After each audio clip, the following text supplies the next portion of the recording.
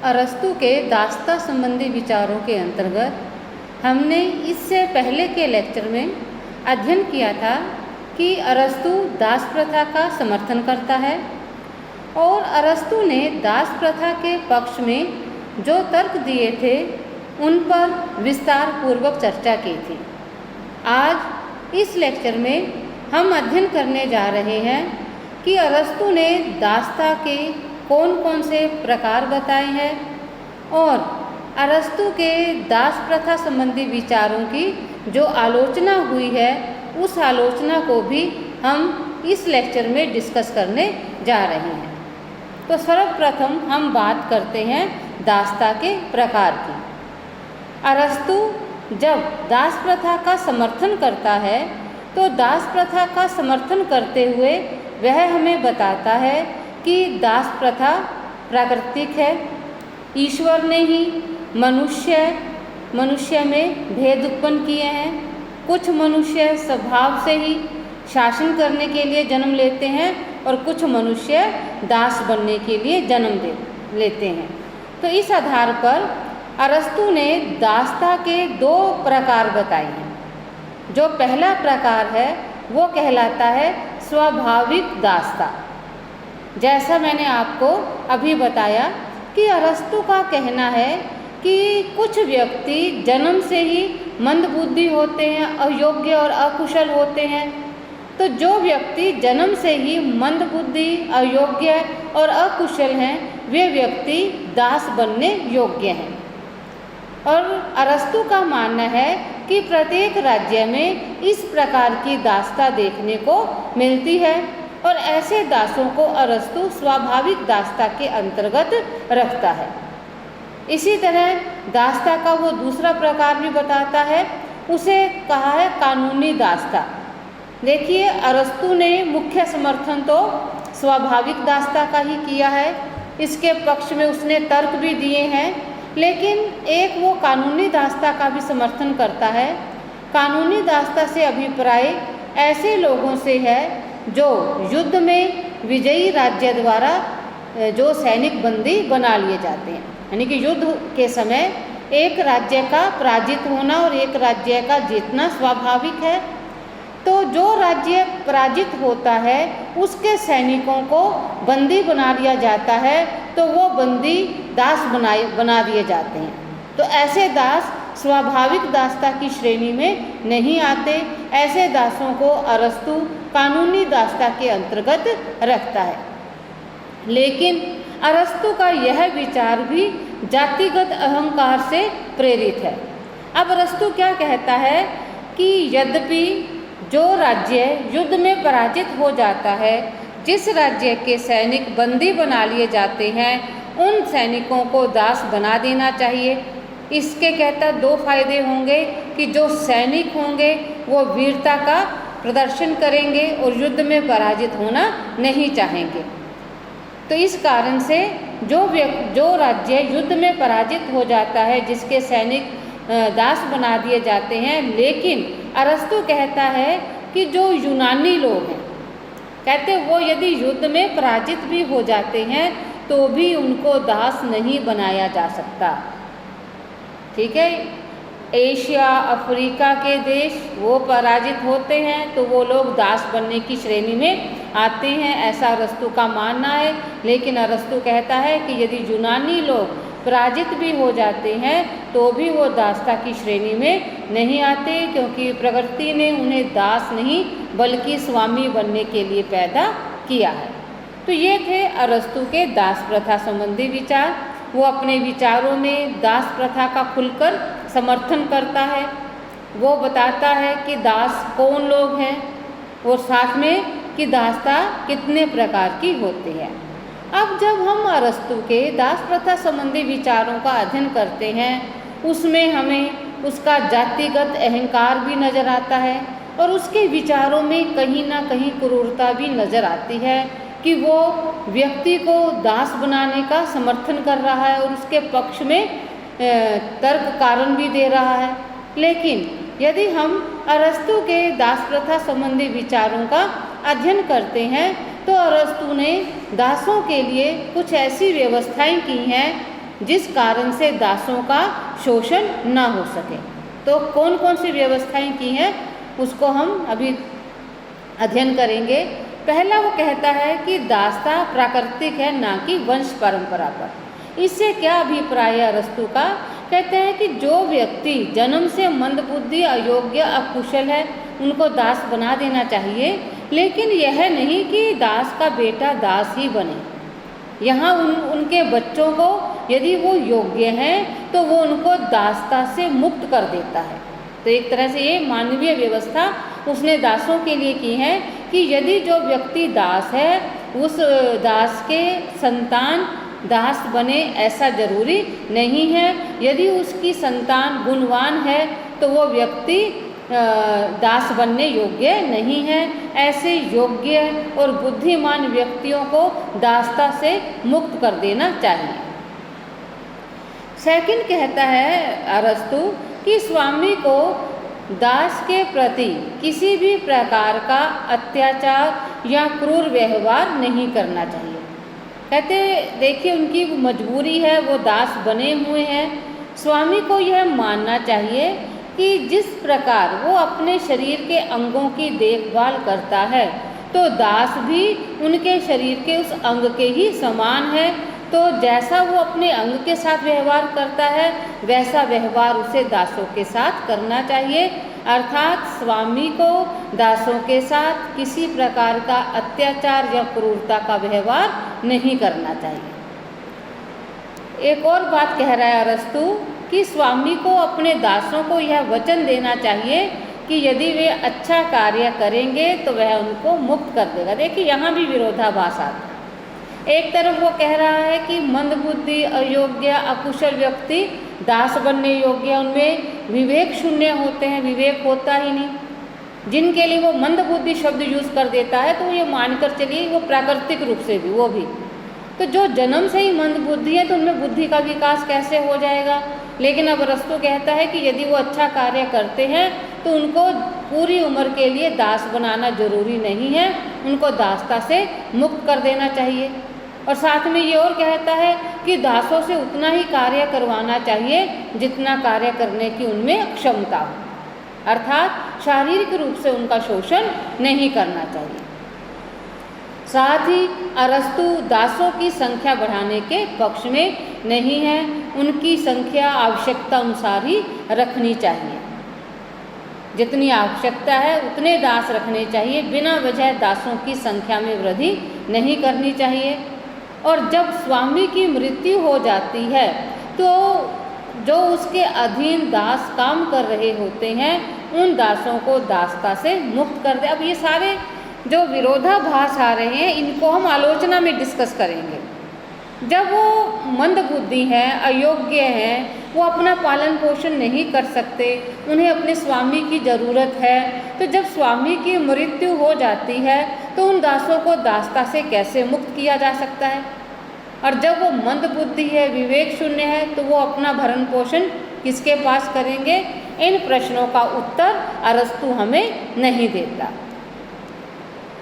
वह कहता है अरस्तु कि दासों के सामने स्वतंत्रता को एक अंतिम ध्येय के रूप में रखना चाहिए, यानी कि दासों के मन में ये फीलिंग लानी चाहिए कि यदि वो कुछ सीखते हैं, अच्छा कार्य करते हैं तो उनको हम दासता से मुक्त कर देंगे।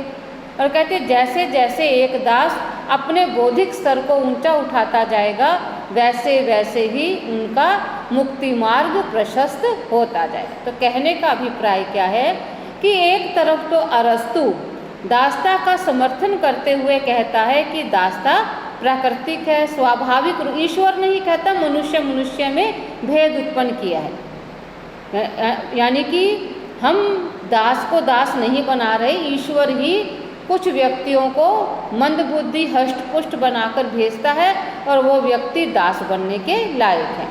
लेकिन साथ में कहता है कि जैसे उनका बौद्धिक स्तर उच्च हो जाता है उनको दासता के मार्ग से मुक्त कर देना चाहिए। तो ये थे अरस्तु के दासता संबंधी विचार, या हम कहें कि अरस्तु ने दासों के फेवर में जो व्यवस्था की थी।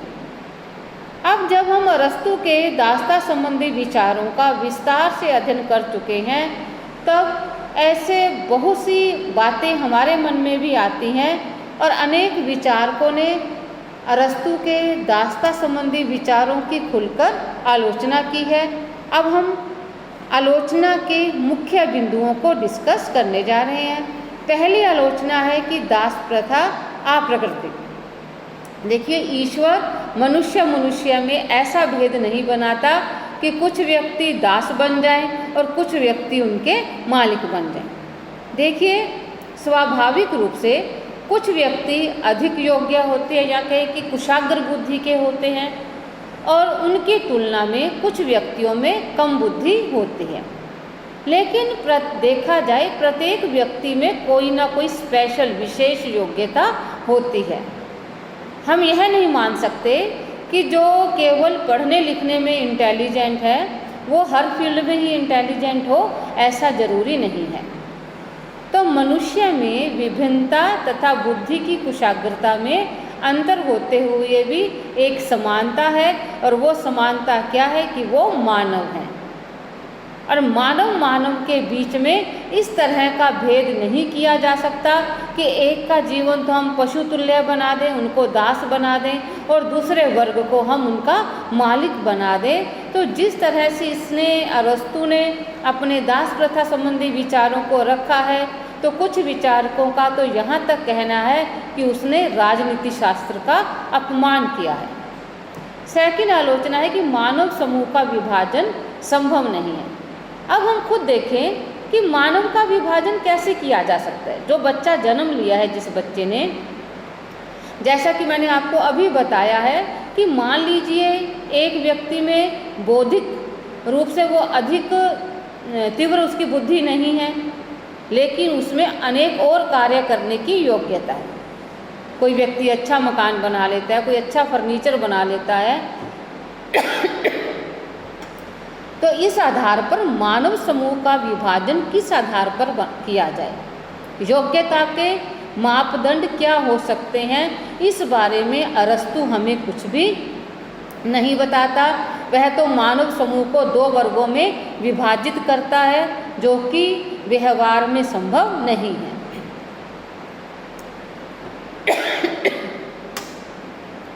इस आधार पर आगे वो कहता है कि आलोचना में हम कहेंगे कि विवेक के आधार पर विभाजन में कठिनाई, क्योंकि ऐसा कोई हमारे पास पैमाना नहीं है, ऐसा कोई हमारे पास मीटर नहीं है जिस आधार पर, जिसमें रखकर हम व्यक्ति की योग्यता को माप सकें।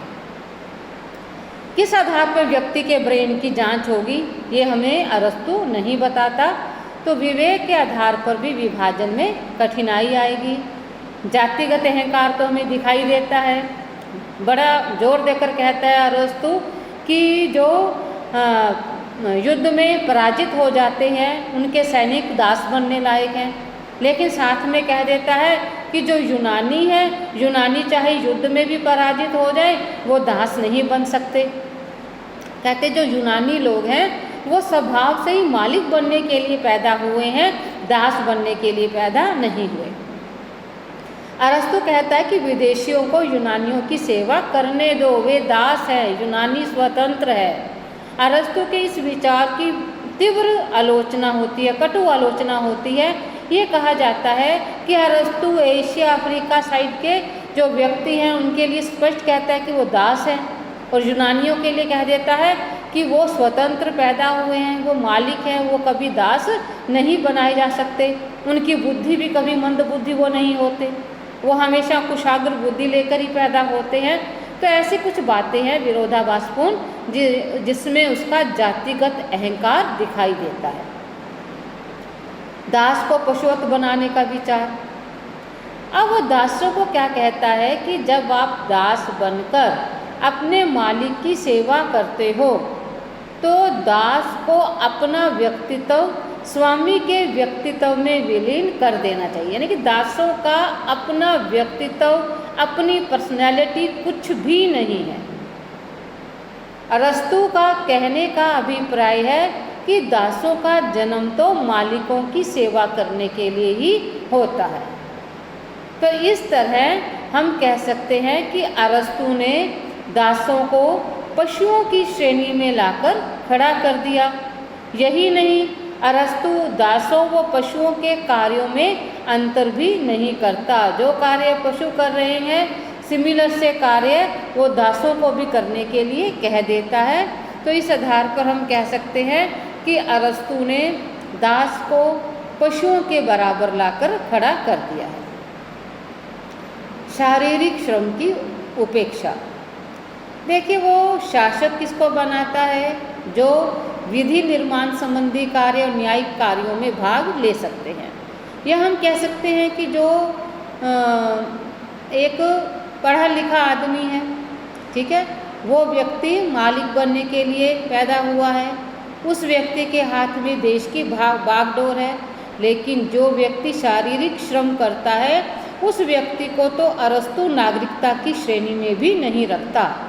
अरस्तु की दृष्टि में वो नागरिक बनने लायक नहीं है।